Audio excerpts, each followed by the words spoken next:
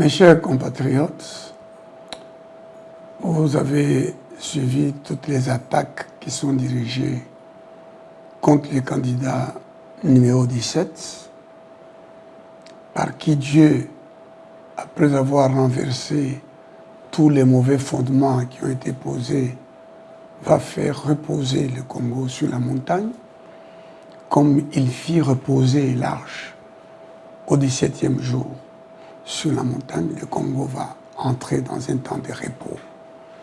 Et c'est pour ça que l'on m'attaque de toutes parts. Savez-vous que Franck Diongo, qui est candidat comme moi, m'a visité il y a un peu plus de temps, mais nous allons diffuser ces images-là, m'a dit, Franck Diongo m'a dit, ce qui est si on mboka oyo, yoko bongisango, na kamwe ndenge na yaki awa, na lupango oyo na kuta, basi ba bebisa, mais yo bongisango, ndenge, ce qui est si on mboka oyo, Franck Diongo, Bogolandaye, Azolobali Kambango. Je disais en français, Franck Diongo, venu ici, a vu comment je reconstruis la maison qui avait été détruite par des hommes en art.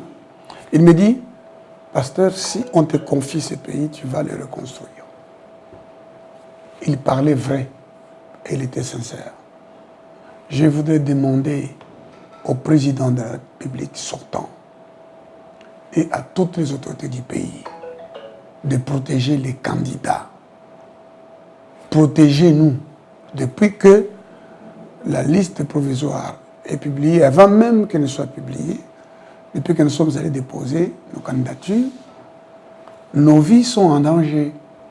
Déjà avant, ceux qui savaient que nous serions des candidats cherchaient à nous atteindre, soit sur le plan de notre intégrité morale, de notre dignité, de notre honneur, de notre considération, soit sur le plan physique. Franck Diongo a été arrêté dans des conditions pas très claires. Et il a été libéré et il est souffrant. Il est candidat président de la République, mais il n'est pas libre de ses mouvements. Comment quelqu'un peut être candidat président de la République avec une liberté limitée? Il doit demander la permission pour aller ici ou là.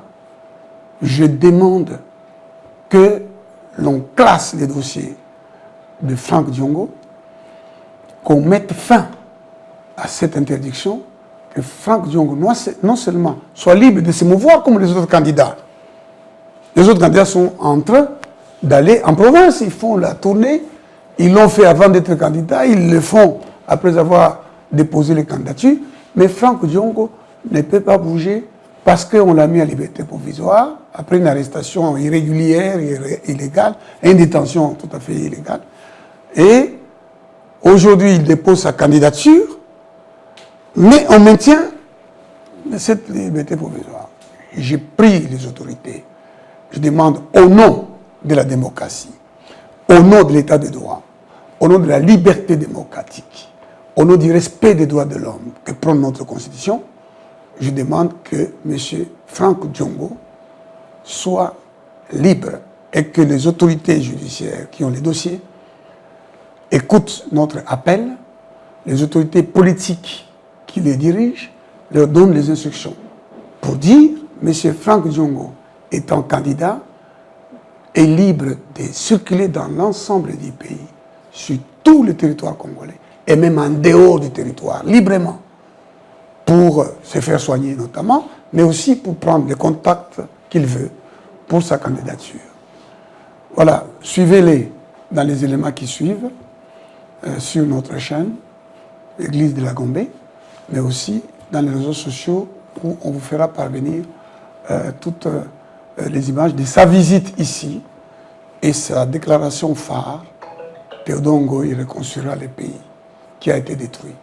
Si on le lui confiait, eh bien, confiez-moi les pays, confiez les pays au numéro 17, Théodore Ngoï Longo Nsenga, professeur ordinaire, pasteur, avocat. et le Congo sera sur une montagne de repos et la construction va commencer parce que nous aurons arrêté la destruction. Que Dieu vous bénisse.